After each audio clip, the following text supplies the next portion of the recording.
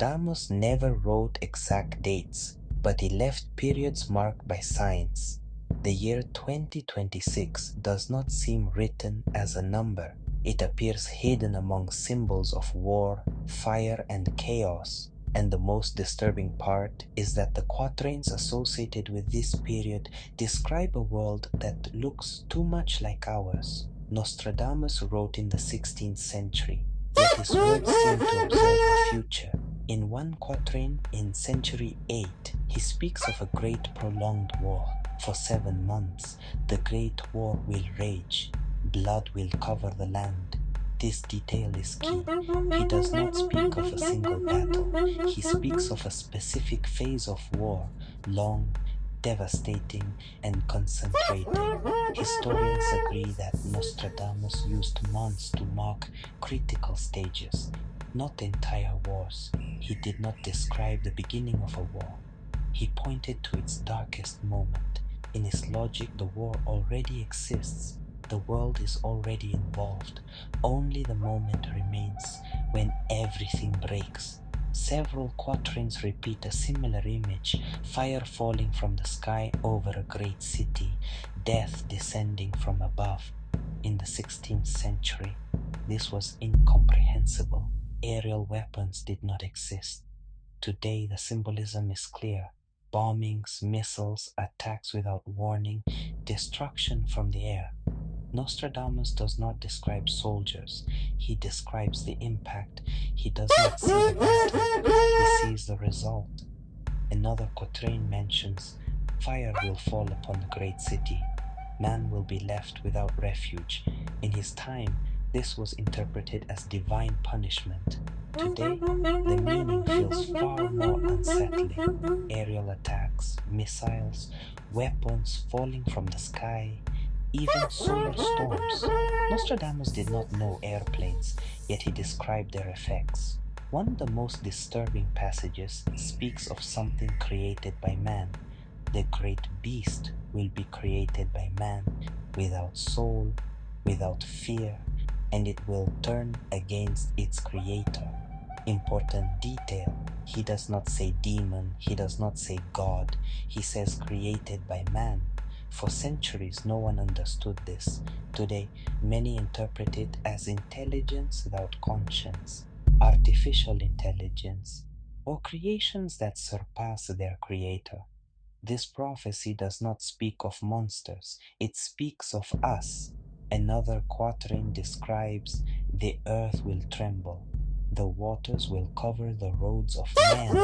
This has been linked to earthquakes, floods, and massive displacement, not as isolated events, but as part of a chain.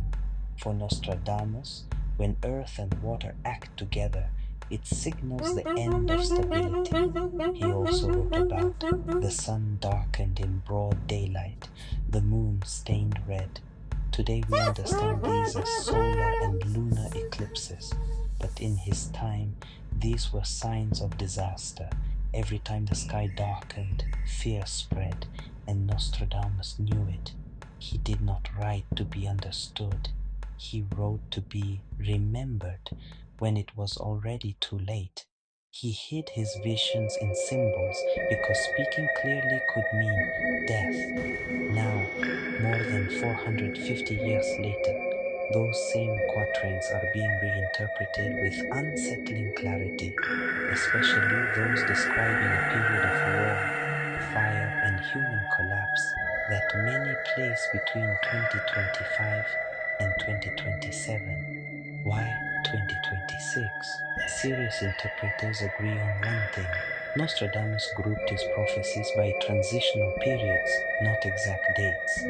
Many quatrains that describe prolonged war, fire from the sky, human creations out of control, the fall of powers all seem to align within the same historical cycle, which scholars place between 2025 and 2027. Nostradamus did not say the world would end.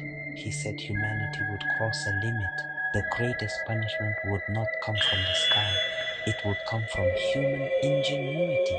2026 would not be the end.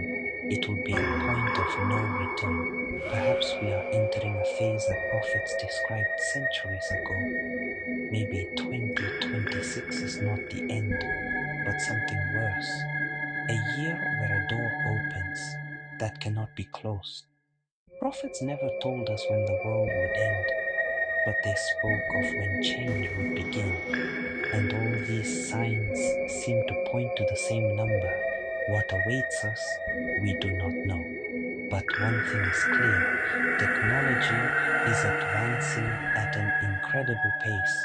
Artificial intelligence is no longer science fiction, it is our current reality.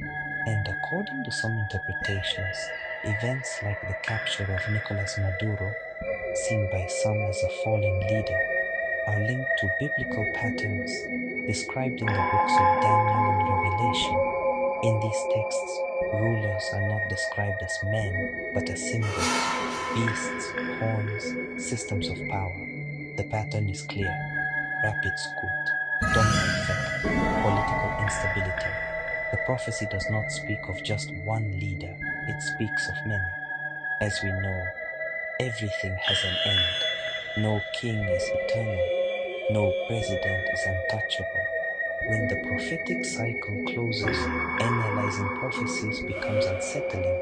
What's disturbing is that the Bible and Nostradamus seem to point toward the same ending: public humiliation, torture, abandonment, and judgment. The Bible speaks of something troubling, and a pattern repeats itself.